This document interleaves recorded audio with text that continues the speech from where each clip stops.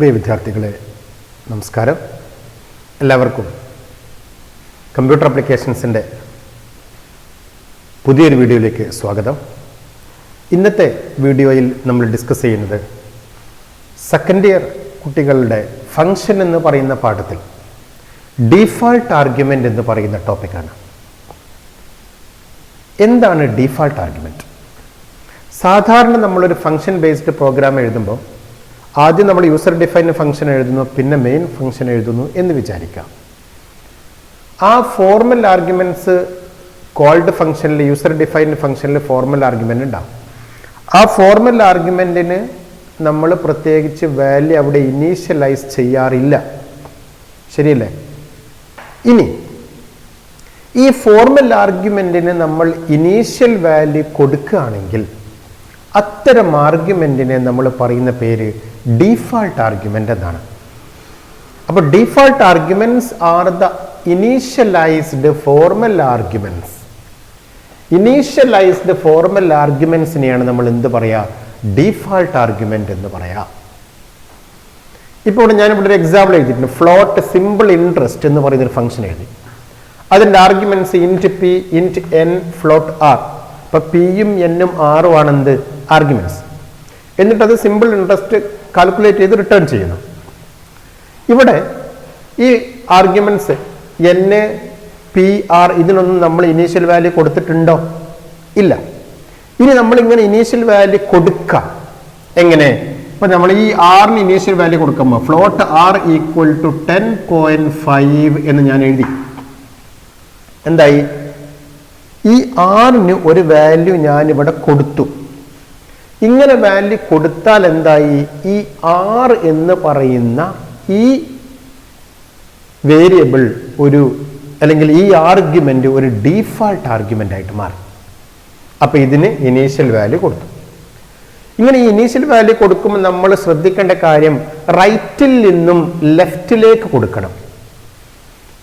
ഈ രണ്ടാമത്തെ ആർഗ്യുമെന്റിന് initial value കൊടുക്കണമെങ്കിൽ, ഇതിനെ ഡീഫാൾട്ട് ആക്കണമെങ്കിൽ ആദ്യം ഇതിനെ ഡീഫാൾട്ട് ആക്കിയിട്ടേ ഇതിനെ ഡീഫാൾട്ട് ആക്കാൻ പറ്റുള്ളൂ.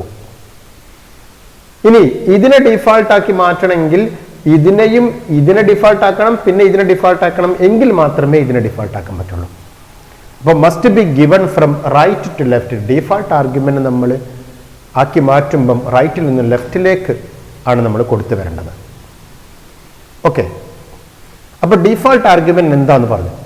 ഇനി എപ്പോഴാണ് ഈ ഡീഫാൾട്ട് ആർഗ്യുമെന്റ് വർക്ക് ചെയ്യുക? ഒരു ഫംഗ്ഷനെ കോൾ ചെയ്യുന്ന സമയത്ത് നമ്മൾ ഡീഫാൾട്ട് ആർഗ്യുമെന്റിന്റെ സ്ഥാനത്ത് വാല്യൂ സപ്ലൈ ചെയ്തിട്ട് ഇല്ലെങ്കിൽ എന്ത് ചെയ്യും? ഈ ഡീഫാൾട്ട് ആർഗ്യുമെന്റ് വർക്ക് ചെയ്യും. സപ്ലൈ ചെയ്താലോ ആ സപ്ലൈ ചെയ്ത വാല്യൂ എന്താണോ അത് വെച്ചാണ് വർക്ക് ചെയ്യുക. നോക്കാം, ഞാൻ എക്സാമ്പിൾ പറയാം. ഇപ്പം ഞാനൊരു സ്റ്റേറ്റ്മെന്റ് എഴുതാം. ഈ ഫംഗ്ഷനെ കോൾ ചെയ്യാനുള്ള സ്റ്റേറ്റ്മെന്റ് എഴുതാൻ പോകും. സിമ്പിൾ ഇൻട്രസ്റ്റ് എന്ന് എഴുതിയിട്ട്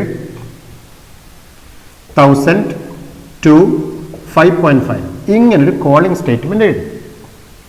ഇങ്ങനെ കോളിംഗ് സ്റ്റേറ്റ്മെന്റ് എഴുതി കഴിഞ്ഞാൽ എന്താവും? ഈ 1000 പിയുടെ വാല്യൂ 1000 ആയിരിക്കും, ശരിയല്ല? ആദ്യത്തെ വാല്യൂ പി എടുക്കും. അതുപോലെ എന്നിന്റെ വാല്യൂ 2 ആയിരിക്കും. അതുപോലെ ആറിന്റെ വാല്യൂ എന്ന് പറയുന്നത് ഇതാവോ അതാണ് സംശയം. ഇവിടെ നമ്മൾ കോളിംഗ് സ്റ്റേറ്റ്മെന്റിൽ വാല്യൂ കൊടുത്തിട്ടുണ്ടെങ്കിൽ ആ വാല്യൂ വെച്ചാണ് വർക്ക് ചെയ്യുക. അപ്പൊ ഡീഫാൾട്ട് ആർഗ്യുമെന്റ് പരിഗണിക്കൂല. അപ്പൊ ഇവിടെ എന്തായിരിക്കും? 5.5 ആയിരിക്കും. റെഡിയല്ലേ? ഇങ്ങനൊരു കോളിംഗ് സ്റ്റേറ്റ്മെന്റ് നമ്മൾ എഴുതി കഴിഞ്ഞാൽ നമ്മൾ ഡീഫാൾട്ട് ആർഗ്യുമെന്റ് ഉണ്ടെങ്കിലും വാല്യൂ കൊടുത്തിട്ടുണ്ടെങ്കിൽ അത് വെച്ചിട്ടാണ് വർക്ക് ചെയ്യുക. ഇനി ഞാൻ വേറൊന്ന് എഴുതി. സിമ്പിൾ ഇൻട്രസ്റ്റ് എന്നെഴുതി 2000,3 എഴുതി. ഇങ്ങനെ എഴുതിയാൽ പിന്റെ വാല്യൂ എന്തായിരിക്കും? 2000 ആയിരിക്കും. എന്നിന്റെ വാല്യൂ 3 എന്നായിരിക്കും. ആറിന്റെ വാല്യൂ ഇവിടെ കൊടുത്തിട്ടുണ്ടോ? ഇല്ല. അതുകൊണ്ട് ആറിന്റെ വാല്യൂ എന്തായിട്ട് എടുക്കണം? ഡീഫാൾട്ട് വാല്യൂ 10.5 ആയിട്ട് എടുക്കണം. ഓക്കെ, ഇതാണ് ഡീഫാൾട്ട് വാല്യൂ എന്ന് പറഞ്ഞാൽ. ഇനീഷ്യലൈസ്ഡ് ഫോർമൽ ആർഗ്യുമെന്റ്സിനെയാണ് നമ്മൾ എന്ത് പറയുക? ഡീഫാൾട്ട് വാല്യൂ എന്ന് പറയാം. ഡിഫാൾട്ട് വാല്യൂ ആക്കുമ്പം റൈറ്റിൽ നിന്ന് ലെഫ്റ്റിലേക്ക് കൊടുക്കണം. ഡിഫാൾട്ട് വാല്യൂ നമ്മൾ കൊടുത്തു കഴിഞ്ഞാൽ കോളിംഗ് സ്റ്റേറ്റ്മെൻറ്റിൽ എത്ര ആർഗ്യുമെൻറ്റ്സ് ഉണ്ടോ അത്രയും വാല്യൂസ് സപ്ലൈ ചെയ്തിട്ടുണ്ടെങ്കിൽ ഡിഫാൾട്ട് ആർഗ്യുമെൻറ്റ് വർക്ക് ചെയ്യൂല. അങ്ങനെ സപ്ലൈ ചെയ്തിട്ടില്ലെങ്കിൽ ആണ് ഡിഫാൾട്ട് ആർഗ്യുമെൻറ്റ് വർക്ക് ചെയ്യുക. ഓക്കെ, നിങ്ങൾക്ക് എല്ലാവർക്കും കൺസെപ്റ്റ് മനസ്സിലായി എന്ന് വിചാരിക്കുന്നു. ഇനി ഇതുമായി ബന്ധപ്പെട്ട് നമുക്കൊരു ക്വസ്റ്റ്യൻ നോക്കാം. എക്സാമിന് ചോദിച്ച ഒരു ക്വസ്റ്റ്യൻ നോക്കാം. ഓക്കെ, നമുക്ക് ക്വസ്റ്റ്യൻ നോക്കാം. ഒരു ഫംഗ്ഷൻ തന്നു, ഇൻറ്റ് ആഡ്. ഫംഗ്ഷൻ്റെ പേര് ആഡ് എന്നാണ്. അതിന് റിട്ടേൺ ടൈപ്പ് ഇൻറ്റിജർ ആണ്.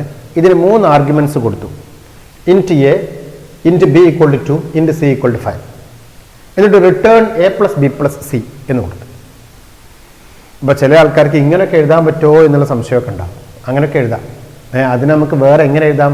ഒരു വേരിയബിൾ എസ് എന്ന് കൊടുത്ത് S equal to A plus B plus C എന്ന് എഴുതി റിട്ടേൺ എസ് അങ്ങനെയും എഴുതാം. രണ്ടും ഒന്നാണ്. അപ്പോൾ return A plus B plus C എന്ന് കൊടുത്തു. എന്ന് പറഞ്ഞാൽ ഈ എൻ്റെയും ബിൻ്റെയും സിൻ്റെയും വാല്യൂ ആഡ് ചെയ്തിട്ട് ആ റിസൾട്ടാണ് റിട്ടേൺ ചെയ്യുക. ഓക്കെ, ഇനി 2 ക്വസ്റ്റ്യൻ ഉണ്ട് ഇതിൽ. What is the speciality of the function regarding the parameter list? ഈ പാരാമീറ്റർ എന്ന് പറഞ്ഞാൽ ആർഗ്യുമെന്റ്സിനെയാണ് നമ്മൾ പാരാമീറ്റർ എന്ന് പറയാം, അല്ലേ? ആർഗ്യുമെന്റ്സിന്റെ ഓമന പേരാണ് പാരാമീറ്റർ എന്ന് പറഞ്ഞാൽ. ഓക്കെ, അപ്പൊ ഈ പാരാമീറ്റർ ലിസ്റ്റ് അല്ലെങ്കിൽ ആർഗ്യുമെന്റ് ലിസ്റ്റിനെ ബേസ് ചെയ്തുകൊണ്ട് ഈ ഫംഗ്ഷന്റെ സ്പെഷ്യാലിറ്റി എന്താണ്? എന്താ നമ്മൾ പറയാ? ആർഗ്യുമെന്റ്സ് നോക്കുമ്പോൾ ഇവിടെ ഇനീഷ്യൽ വാല്യൂ ഉണ്ട്, ഇവിടെ ഇനീഷ്യൽ വാല്യൂ ഉണ്ട്, ഇവിടെ ഇനീഷ്യൽ വാല്യൂ ഇല്ല. അപ്പോൾ ഈ 2 വേരിയബിൾസും അല്ലെങ്കിൽ ആർഗ്യുമെന്റ്സും ഡീഫാൾട്ട് ആർഗ്യുമെന്റ് ആണ്. അപ്പോൾ ഈ ഫംഗ്ഷനെ പറ്റി നമുക്ക് എന്ത് പറയാം? It is a function with default arguments. Okay, നമുക്ക് അങ്ങനെ സ്പെഷ്യാലിറ്റി പറയാം. ഈ ഫംഗ്ഷന്റെ സ്പെഷ്യാലിറ്റി എന്ന് പറഞ്ഞാൽ it is a function with default arguments. അപ്പോൾ ഒന്നാമത്തെ ക്വസ്റ്റ്യൻ ആൻസർ നമ്മൾ പറഞ്ഞു. ഇനി 2ാമത്തെ question, write the outputs of the following function calls. ഈ 3 ഫംഗ്ഷൻ കോൾസ് കൊടുത്തിട്ടുണ്ട്. ഇതിന്റെ ഔട്ട്പുട്ട് എന്ത് വരും നോക്കാം. ഒന്നാമത്തത് ആഡ് 5, 8, 10. ആഡ് 5, 8, 10 എന്ത് ചെയ്തു? ഈ കോളിംഗ് സ്റ്റേറ്റ്മെന്റിൽ 3 വാല്യൂസ് കൊടുത്തു, അല്ലെ? അപ്പോ എന്തുണ്ടാകും? ഈ ഡീഫാൾട്ട് ആർഗ്യുമെന്റ് അവിടെ വർക്ക് ചെയ്യോ? ഇല്ല. എന്ത് ചെയ്യും? എ ഈക്വൽ ടു 5 വരും, ബി ഈക്വൽ ടു 8 വരും, സി ഈക്വൽ ടു 10 വരും. എന്നിട്ട് അത് 3 കൂടി ആഡ് ചെയ്തു. ഇപ്പൊ എന്റെ വാല്യൂ ഇവിടെ കിട്ടിയത് 5 ആണ്, ഇവിടെ ബി 8 ആണ്, സി 10 ആണ്. ഇത് 3 കൂടി ആഡ് ചെയ്തു. എന്നിട്ട് റിട്ടേൺ ചെയ്യും.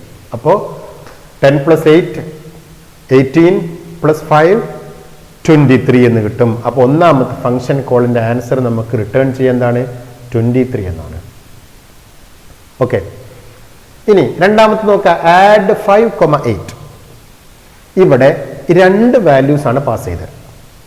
2 വാല്യൂസ് പാസ് ചെയ്ത് കഴിഞ്ഞാൽ ആദ്യത്തെ എന്റെ വാല്യൂ 5 ആണ്, അടുത്ത ബിന്റെ വാല്യൂ 8 ആണ്. അപ്പൊ 2ാമത്തെ ഫംഗ്ഷൻ കോളിൽ എ 5 ആണ്, ബി 8 ആണ്. അതിന് 2ന്റെ വാല്യൂ കൊടുത്തിട്ടുള്ളൂ.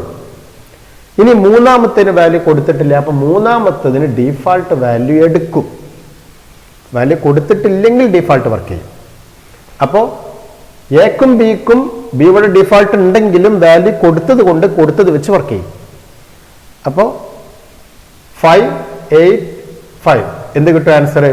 2ാമത്തെ ആൻസർ 5 + 5 10 + 8 18 എന്ന ആൻസർ കിട്ടും. ഓക്കെ, ഇനി 3ാമത്തെ നോക്കുക. ആഡ് 5. എന്തില്ല? ഒറ്റ ആർഗ്യുമെന്റ് മാത്രമേ ഇവിടെ കൊടുത്തിട്ടുള്ളൂ. അപ്പോൾ ഈ വാല്യൂ ആരെടുക്കും? എ എടുക്കും. എ 5 ആകും. അതുപോലെ ബി ഒന്നും കൊടുക്കാത്തത് കൊണ്ട് ഡീഫാൾട്ട് വെച്ച് വർക്ക് ചെയ്യും. അവർക്ക് സിക്കും ഒന്നും കൊടുക്കാത്തത് കൊണ്ട് അവിടെയും ഡീഫാൾട്ട് വെച്ച് വർക്ക് ചെയ്യും. അപ്പോൾ എന്ത് കിട്ടും? 5 + 2 + 5 എന്ത് കിട്ടും? ആൻസർ 12 എന്ന് കിട്ടും. ഓക്കെ, ഈ രൂപത്തിലുള്ള ഒരു ക്വസ്റ്റ്യൻ ആണ് 5 മാർക്കിനൊക്കെ ചില സമയത്ത് വരാറ്.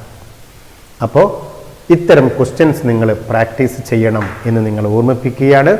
അപ്പോൾ ഡീഫാൾട്ട് ആർഗ്യുമെന്റുമായി ബന്ധപ്പെട്ട കാര്യങ്ങളാണ് ഇന്ന് നമ്മൾ ഈ വീഡിയോയിൽ ഡിസ്കസ് ചെയ്തത്. അപ്പോൾ എല്ലാവർക്കും കാര്യങ്ങൾ മനസ്സിലായി എന്ന് വിചാരിക്കുന്നു.